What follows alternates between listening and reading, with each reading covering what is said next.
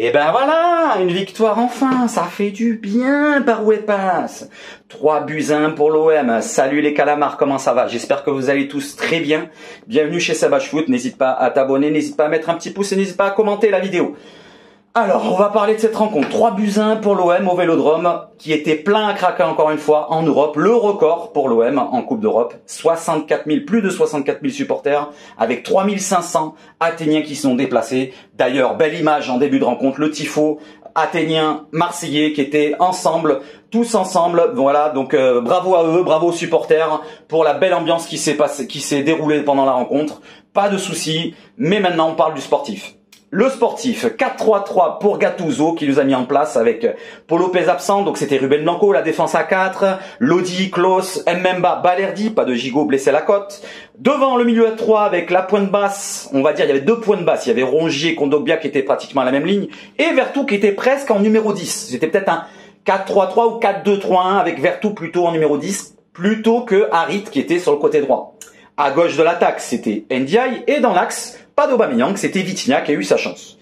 Maintenant, on va parler du résumé assez rapidement. Donc, un résumé assez rapide en première demi-heure. Il n'y a rien qui s'est passé plus ou moins. Il y a eu une ou deux situations pour les Marseillais avec Ndiaye qui manque encore d'efficacité. Voilà, ça c'est son bas qui blesse. Il se bat beaucoup, Ndiaye. Il est volontaire. Il arrive à faire des bons contrôles, à éliminer des joueurs. Mais derrière, il a toujours le geste qui manque à la fin. Il manque d'efficacité, que ce soit dans une passe ou dans une frappe. Il manque toujours le geste juste. À part contre Monaco où il a eu de la chance de marquer ce but-là, il n'y arrive pas. Il n'y arrive pas, Ndiaye. Alors il se met soit trop de pression, soit c'est la qualité, je sais pas, c'est peut-être le mental. Dites-moi ce que vous en pensez d'Ndiaye, les amis. On va parler maintenant des autres joueurs. Donc le top de cette rencontre, c'est bien sûr Vitinha qui va marquer ce premier but avec un décalage côté droit venu du côté de Klaus qui va centrer au premier poteau. Avec Vitinha qui va faire l'effort d'aller au contact du défenseur. Le défenseur tombe. Alors, soi-disant, il y avait une faute selon Canal+. Mais pour ma part, c'est un contact entre deux joueurs. Il se laisse tomber le défenseur. Tant pis pour lui. But pour l'OM. But de Vitinha qui fait du bien, qui relance le Portugais enfin. Ensuite, Vitinha qui a fait une rencontre jusqu'à quand il sorte à la 75e, je crois, un truc comme ça. Vraiment très bonne dans les efforts, dans tout ce qu'il peut faire. C'est-à-dire, c'est un chien de la casse, voilà. C'est un attaquant chien de la casse qui va chercher à charger les défenseurs, à aller charger le gardien, pardon, à les presser. C'est pas vraiment un attaquant qui va arriver à décrocher à partir des 30 mètres, dribbler 4-5 joueurs, mettre une talonnade en l'air et tout. Non, c'est pas un joueur comme ça. Vitinha, on a ce qu'on a. On a ce qu'il a comme qualité, pardon. Et ce qu'il nous a montré, il nous a montré ses qualités comme il pouvait faire. Vitinha qui marque le premier but, Vitinha qui obtient un deuxième but avec un penalty qu'on offre à l'OM, enfin qu'on donne à l'OM justement parce que le gardien il s'est manqué complètement, il va prendre un carton rouge d'ailleurs, qui fait du bien cette fois-ci. Voilà, cette fois on est en ce qu'on dit, c'est on tient le coup et on engrange en plus et on met un troisième but.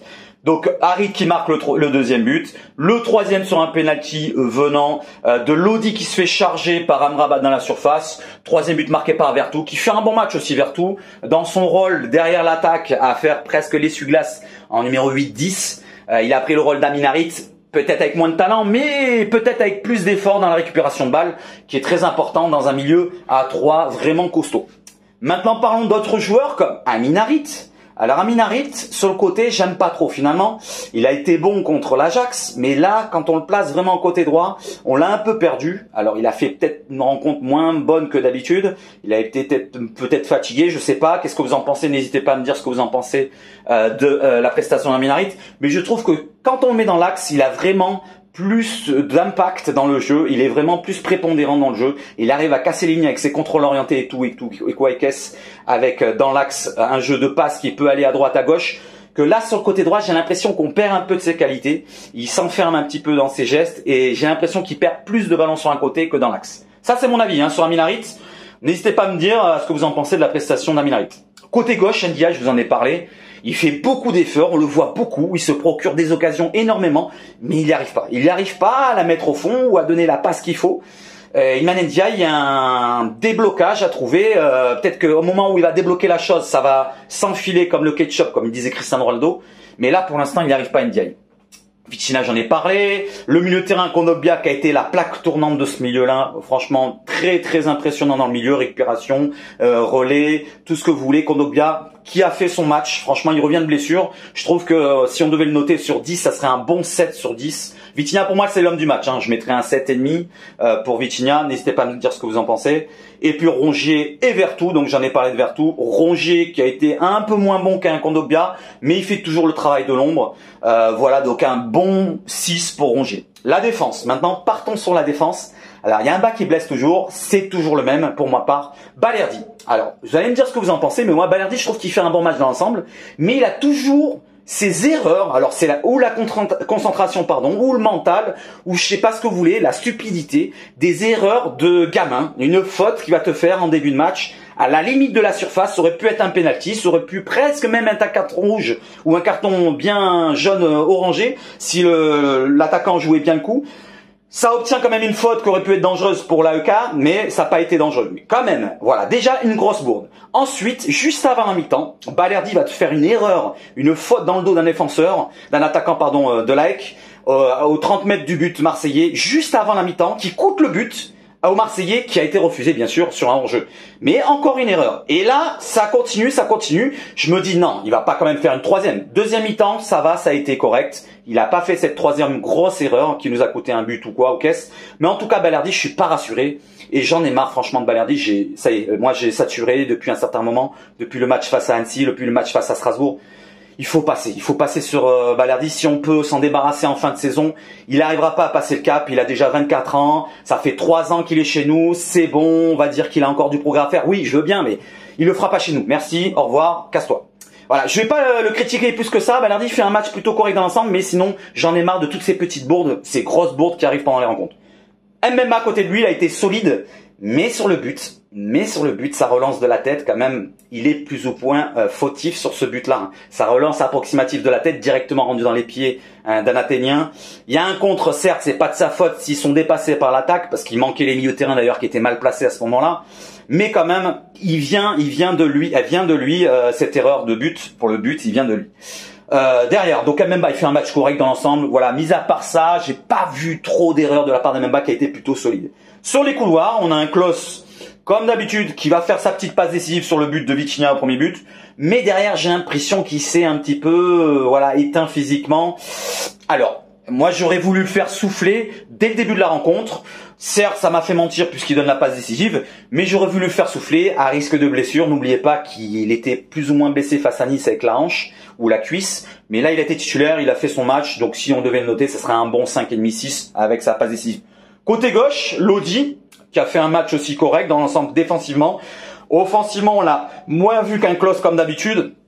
Mais il obtient quand même un penalty. Il obtient quand même le 3e but. Le 2e penalty. Et donc il fait un match correct. On va mettre un 5,5-6. Derrière, si on devait noter Paul Lopez, je sais pas si on peut le noter. Il a eu quoi, 2 frappes cadrées dans le match. Il n'y a pas eu trop de danger sur sa cage.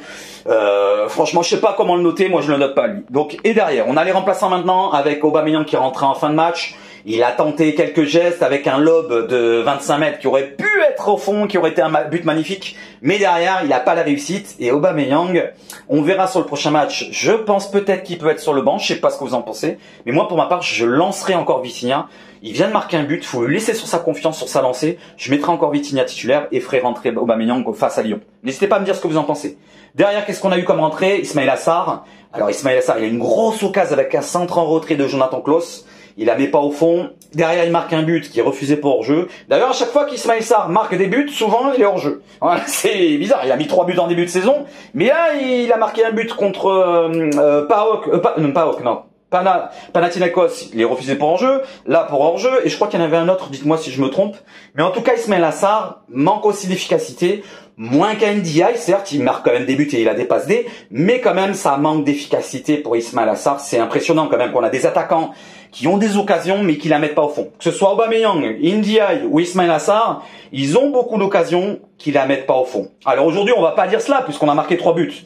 Mais c'est surtout parce qu'il y avait quoi? Il y avait Ndiaye qui était côté gauche qui en a manqué, mais il y avait Harit qui d'habitude ne joue pas à ce poste-là, et il y avait Vitinha qui a pas manqué ce gosse d'occasion.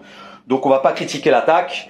Voilà les amis, donc c'était un court résumé, un court débrief. Je sais pas ce que vous en pensez. L'OM qui est bien placé pour se qualifier directement en huitième de finale. N'oubliez pas que la première place nous donne une place en huitième de finale d'Europa League. Si on est deuxième, ça sera le barrage face à un troisième de Ligue des Champions. Et si on est troisième, et bien sûr, ça sera l'Europa Conference League.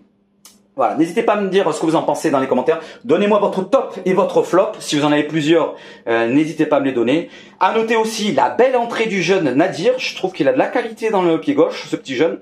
J'aimerais bien le revoir sur les prochains matchs. J'avais vu plus ou moins de la qualité sur les dernières rentrées qu'il a fait. Mais là, on l'a vu un petit peu plus. Et il aurait pu même marquer un but, c'est dommage, qui aurait pu donner un corner, cette frappe à l'entrée de la surface côté droit. Donc bien Nadir, de la bonne qualité aussi à voir dans l'avenir. Voilà les amis, je vous ai plus ou moins débriefé toute la rencontre et tous les joueurs. L'AEK Athènes qui a pas été dangereux, franchement, c'est une équipe. Alors, il manquait des joueurs, ils en avaient 4 absents, je crois, un truc comme ça. Mais derrière, ils m'ont pas impressionné. On parlait des coups de pied arrêtés et finalement, ils ont pas été si dangereux que ça. Physiquement, par contre, ils envoyaient du lourd, hein, avec Amrabat, c'était un gros buffle, n'est-ce pas, Christian?